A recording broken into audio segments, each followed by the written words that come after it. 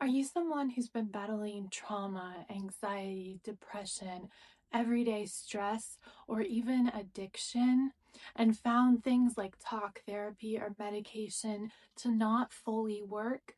Well, I'm here to tell you that there is a missing piece that's often overlooked, and that is somatic integration or sensory experiencing. I really struggled with triggers related to addiction for years and also was diagnosed with complex PTSD. I tried talk therapy, I tried all different treatment modalities, and nothing was working until I started doing yoga. And I realized that being in my body and focusing on my body sensations was the missing piece to my healing. So I started investigating further and learned a lot more about what somatic therapy means. And somatic means of the body. And so somatic therapy focuses on the body first. So instead of focusing on our mind and our brains first, we focused on healing our bodies, especially our nervous systems, before anything else. So oftentimes, if we're living in states of anxiety or trauma, we have a very heightened nervous system. And instead of living in a state of rest and relaxation, we are living in that fight or flight response on a day to day basis. So, with somatic experiencing, our goal is to move our bodies out of that fight or flight response and into that rest and digest response. And once we can do that, then those other pieces can fall into place, like talk therapy or medication. But we want to try to focus on healing the body first. So I dove even deeper into this, did a lot of research, and even became a somatic integration practitioner so that I could share with you and help others along my journey that I walked some of the techniques that really were useful for me. So today I want to share with you 5 somatic experiencing techniques that you can use in your day-to-day life. The first one is something called bilateral stimulation. And if you've heard of EMDR therapy, it is rooted in this bilateral stimulation. What that means is we're stimulating two sides of our brain, our left and right hemisphere. To do that, we activate both sides of our body. One way we can do this is with something called a butterfly massage. What you'll do is you'll take your two hands, cross them, and link your thumbs together to form a butterfly. I hope you like my nail polish that my daughter did. And then you'll place that on your collarbone and we'll just gently tap side to side, just slowly tapping our right and left. Another way that you can do this is just by tapping or slapping slightly on your thighs, just back and forth. You can also do what's called a havening touch, which is my second technique. This is just a slight, light touch that goes across your skin. And you can double down by incorporating this with the bilateral stimulation by going back and forth on either arm. So for the havening touch, it just means a light touch, and you can do that over your arms back and forth.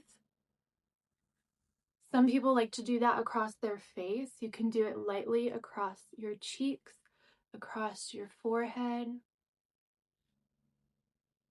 And the idea behind this light touch is that it stimulates your delta waves. And those are the same waves in your brain that are associated with deep sleep. So just imagine as a child, maybe a caretaker or parent, when they are trying to soothe you, maybe before bed, they might be rubbing your back or rubbing, your arms very gently to help you calm. And that is the same idea we're doing here, but just to ourselves. So I would encourage you to try this for a couple minutes. The third somatic technique is called a vagus nerve massage. The vagus nerve is the longest nerve in our body, and it's almost like a light switch to move our body from the sympathetic nervous system into the parasympathetic nervous system, which is our rest and digest system. To do this, take 3 fingers on both hands, place them behind your ears, and we are going to apply light pressure and massage down from behind our ears, down the sides of our neck to our collarbone. And we'll repeat this a handful of times. Another way you can do this is massage in circular motions. Or a funny massage you can do is massage the inside of your ears. This is also like a light switch to trick our bodies into becoming calm. You can trace the inside of your ears with applying light pressure, like that. Fourth technique is also something that you might have done in your childhood or see other children do, and that is just rocking.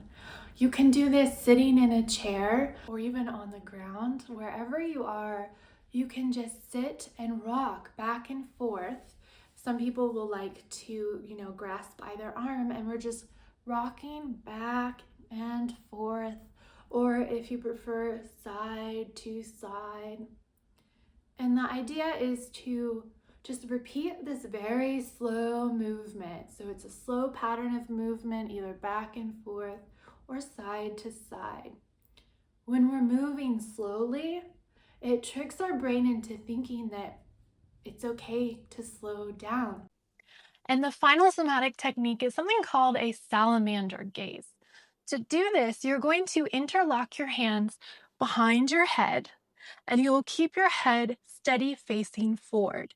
And what you will do is shift only your gaze, so only your eyes, to a point behind your right elbow.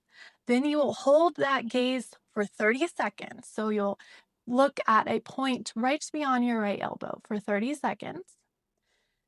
And then you'll shift to the other side for 30 seconds. But you do not want to move your head. You are only moving your gaze. It might feel a little bit weird, but it's a quick way to reset your nervous system.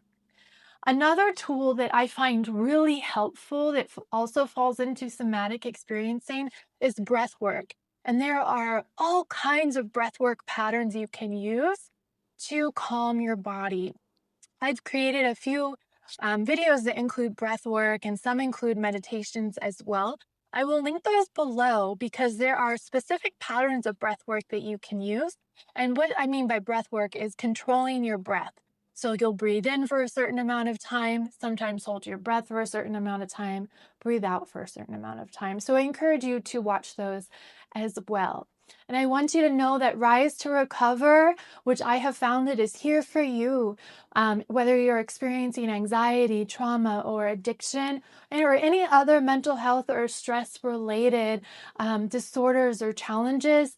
I've gone through many of these myself, and I've created this program to help you through somatic experiences and through yoga. Thank you for joining me today, and I wish you the best on your wellness journey.